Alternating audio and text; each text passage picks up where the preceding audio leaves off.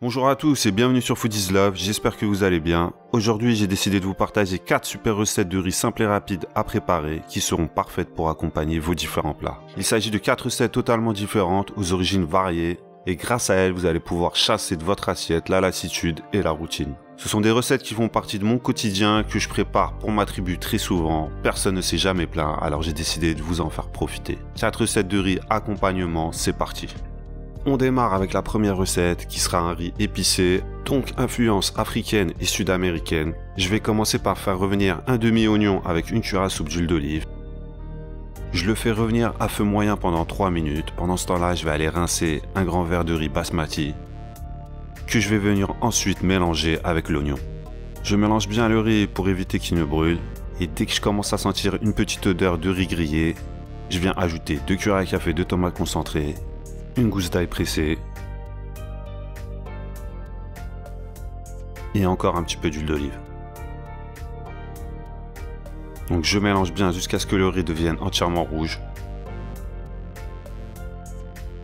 Une fois que c'est fait, j'assaisonne avec du sel et du poivre, un quart de cuillère à café de piment fort, une demi-cuillère à café de cumin, une demi-cuillère à café de bouillon de volaille ou de bœuf. J'arrose tout ça avec un verre et demi d'eau pour une cuisson al dente ou 2 verres d'eau pour une cuisson plus fondante. Peu importe la taille du verre, l'essentiel c'est d'utiliser le même pour doser le riz et pour doser l'eau. J'ajoute une feuille de laurier. Dès que vous voyez l'eau montrer des signes d'ébullition, vous passez à feu doux, vous recouvrez et vous laissez cuire pendant 20 minutes sans retirer le couvercle. Au bout des 20 minutes, vous allez pouvoir couper le feu, mélanger votre riz,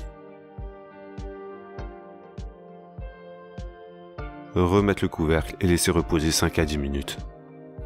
Le fait de mélanger et de laisser reposer à couvert après la cuisson, ça va permettre de cuire les grains de riz récalcitrants qui en général se trouvaient à la surface. Après ça, vous allez pouvoir passer au service. N'hésitez pas à rajouter un peu du citron vert et quelques feuilles de coriandre fraîche.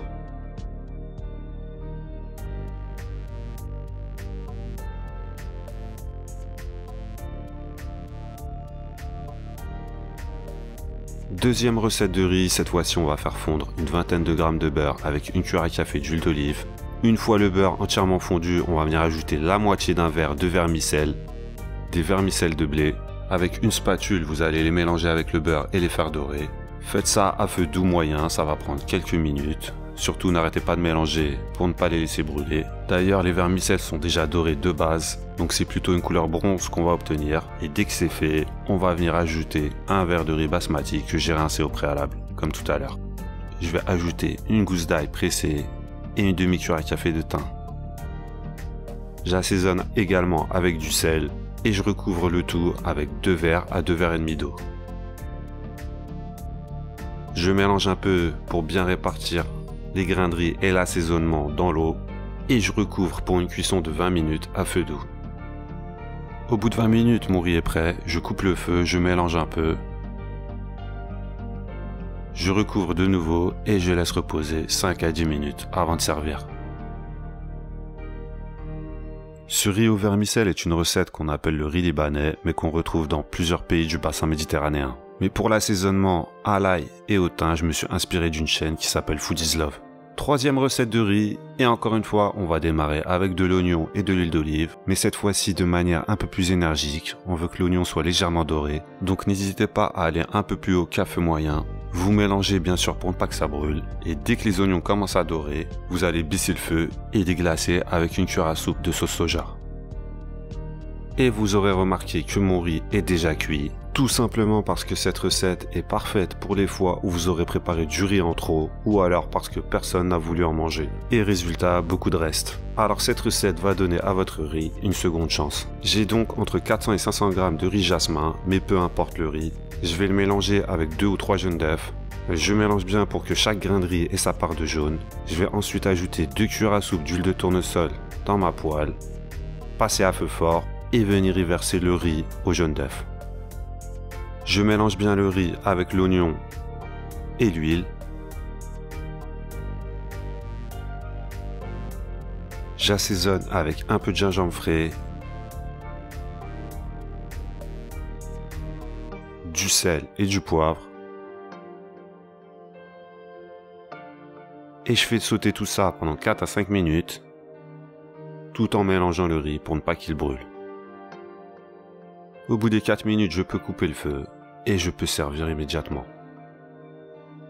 N'hésitez pas à servir avec de la sauce piquante sriracha, car vous l'aurez compris, cette recette est d'inspiration asiatique, plus précisément coréenne.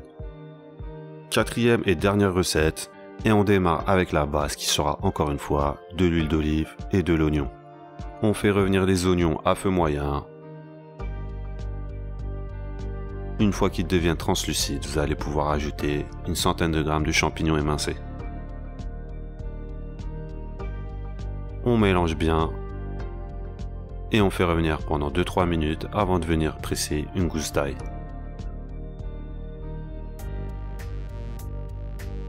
On assaisonne avec du sel et du poivre. Et on vient déglacer la poêle avec le jus d'un demi-citron. Une fois le jus de citron entièrement évaporé, vous allez verser dans votre poêle un verre de riz arborio.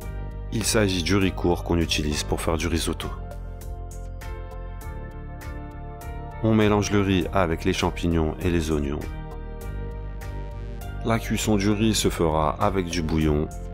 Bien sûr, la qualité du bouillon va déterminer la qualité gustative du riz. Donc je ne peux que vous conseiller du bouillon maison, mais bien sûr ça marche aussi avec du bouillon en cube. Pour un verre de riz arborio, vous aurez besoin d'environ 80 centilitres de bouillon, mais que vous devrez ajouter louche par louche. Entre chaque louche, vous laisserez le temps au bouillon de cuire le riz et de s'évaporer. En revanche, vous devrez être présent et mélanger très régulièrement votre riz, car la faible quantité de liquide dans la poêle risque de favoriser la carbonisation du riz si vous ne le remuez pas assez.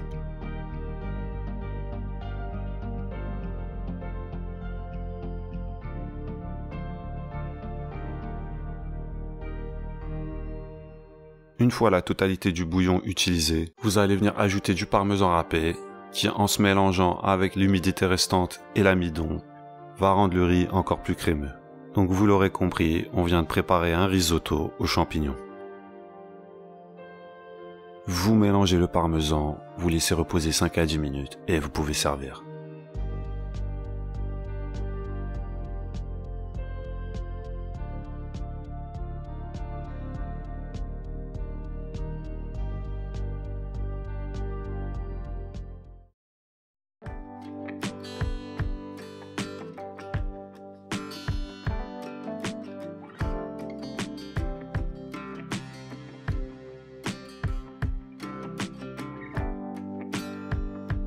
Les 4 recettes de riz sont terminées, j'espère qu'elles vous apporteront joie, bonheur et tranquillité. Si vous souhaitez que je réitère ce genre de format, n'hésitez pas à me dire en commentaire quelle recette vous aimeriez voir x4. Profitez-en pour mettre un gros pouce bleu et je vous dis à la prochaine recette. D'ici là, portez-vous bien, ciao.